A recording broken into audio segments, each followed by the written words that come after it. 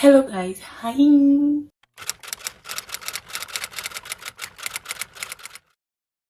This part is defiance. Chapter 1. But strength alone, though of the Moses born, is like a fallen angel, trees upon darkness and worms and shrouds and sepulchres. Delight it, for it feeds upon the burrs and thorns of life, forgetting the great end of poesy, that it should be a friend, to soothe the cares and lift the thoughts of man. I'm confused. Well, Kate's California, 1850. Angel pushed the canvas flap back just enough to look out at the mud street. She shivered in the cold afternoon air that carried with it the stench of disenchantment. Paradise lay in the motherlode of California. It was the worst place she could have imagined. A shanty town of golden dreams built out of rotting sails from abandoned ships. A camp inhabited by outcasts and aristocrats, the displaced and dispossessed, the once pampered and now profane. Canvas-roofed bars and gambling houses lined mean streets ruled by unmasked depravity and greed, loneliness and ground illusions. Paradise was wild jubilation. It wed black despair with fear and the foul taste of failure. Smiling cynically, Angel saw on one corner a man preaching salvation, while on the other his brother, hat in hand, fleeced the God-forsaken. Everywhere she looked, there were despair men, exiled from home and family, seeking escape from the purgatory forged by their own decaying hopes for a future. These same fools called her a cyprian and sought solace where they were most assured of finding none. From her. They drew lots for her favors, 4 ounces of gold payable in advance to the Duchess, Madam of the Palace, the 10 brothel where she lived. Any comer could have Angel for 1/2 hour. Her own major percentage would be kept under lock and key and guarded by a woman-hating giant named Magowan. As for the rest, those sad unfortunates who lacked the price to sample her talents, they stood knee-deep in a sea of mud called Main Street, waiting for a chance glimpse of the angel. And she lived a year in a month in this palace that was unfit for anything but business. When would it end? How had all her desperate plans brought her here, to this horrible place of dirt and broken dreams? No more right now, the Duchess was saying, ushering several men away. I know you've been waiting, but Angel's tired, and you want her best, don't you?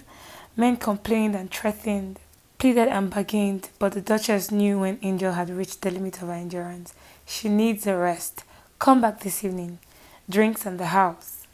Relieved that they were gone, Angel let go of the tent flap and went back to lie on the rumpled bed. She stared bleakly at the canvas ceiling. The Duchess had announced this morning at breakfast that the new building was almost finished and the girls would be moving in tomorrow. Angel was ready to have 4 walls around her again. At least then the cold night wind would not blow in on her through splits in the rotten sail cloth. She hadn't thought how much 4 walls meant to her when she paid passage on a barquetine destined for California. Then all she had been thinking was escape. All she had seen was her chance for freedom. The mirage had dissolved soon enough when she reached the gangplank and learned she was one of 3 women aboard a ship with 120 vigorous young men, all of whom had nothing on their minds but adventure. The 2 hard-eyed prostitutes set to work right away, but Angel had tried to stay in her cabin. Within a fortnight, she saw clearly that she had one simple choice: go back to being a prostitute or be raped. What did it really matter anyway? What else did she know? She might as well line her pockets with gold like the others. Maybe then, just maybe, with enough money, she could buy freedom. She survived the rough seas, the foul-tasting lobscouse, and the Hoshama Grundy, the cramped quarters, and lack of dignity and decency, in the hope that she would have enough money by the time she reached the shores of California to start a new life.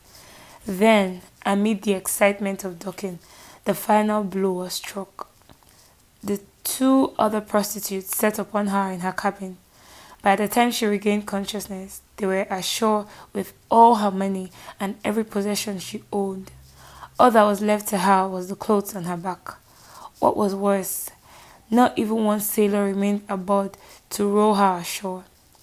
Beaten and numb with confusion, she sat huddled in the bow of the ship for 2 days before scavengers came.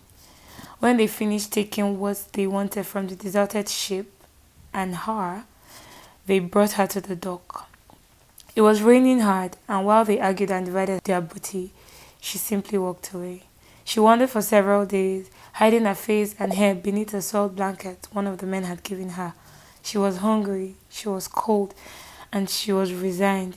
Freedom was a dream.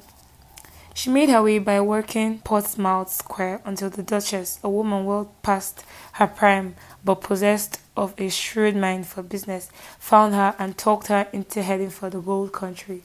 I've got 4 other girls, a Frenchie from Paris, a celestial atoy sold me, and 2 girls who look like they came off an empty potato bowl from Ireland. A little food will flatten them out. Ah, but now you. First time I saw you, I thought there's a girl who can get rich with the right management. A girl with your beauty could make her fortune up there in the gold camps. Those young miners will take the gold out of the streets and fight each other to put it right in your hand.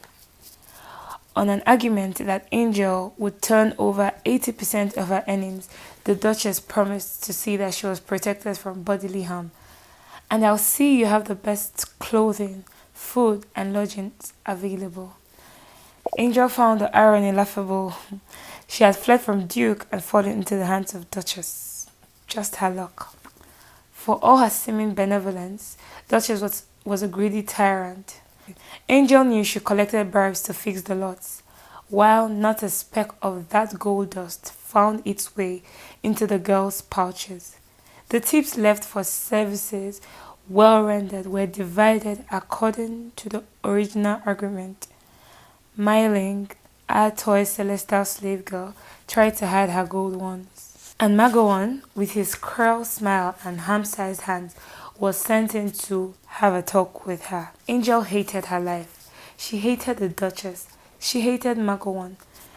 She hated her own wretched helplessness. Most of all, she hated the men for their relentless quest for pleasure. She gave them her body, but not a particle more. Maybe there wasn't any more. She didn't know. And that didn't seem to matter to any of the men. All they saw was her beauty, a flawless veil wrapped around the frozen heart, and they were enthralled. They looked into her angel eyes and were lost. She was not fooled by their endless declarations of love. They wanted her in the same way they wanted the gold in the streams. They lusted for her. They fought for the chance to be with her. They scrambled, grappled, gambled and grabbed, and everything they had was spent without thought or consideration. They paid to become enslaved. She gave them what they thought was heaven and consigned them to hell. What did it matter? She had nothing left. She didn't care. An even stronger force than the hatred that feasted on her was the weariness that sucked her soul dry. At 18, she was tired of living and resigned to the fact that nothing would ever change. She wondered why she had even been born. For this, she supposed, take it or leave it, God's truth. And the only way to live it was to kill herself. Every time she faced that fact, every time she had a chance, her courage failed. Her only friend was a tired old harlot named Lucky, who was running too fat because of her thirst for brandy. Yet, even Lucky knew nothing of where Angel had come from or been, or what had happened to make her the way she was. The other prostitutes thought of her as invulnerable. They all wondered about her, but they never asked questions. Angel made it clearly understood from the beginning that the past was sacred ground no one walked over, except for Lucky. Dumb, drunk Lucky, for whom Angel held a fondness. Lucky spent her off time deep in her cups. You gotta have plans, Angel. You gotta hope for something in this world. Hope for what? You can't get by any other way. I get by just fine. How? I don't look back and I don't look forward. What about now? You gotta think about now, Angel. Angel smiled faintly and brushed her long golden hair. Now doesn't exist.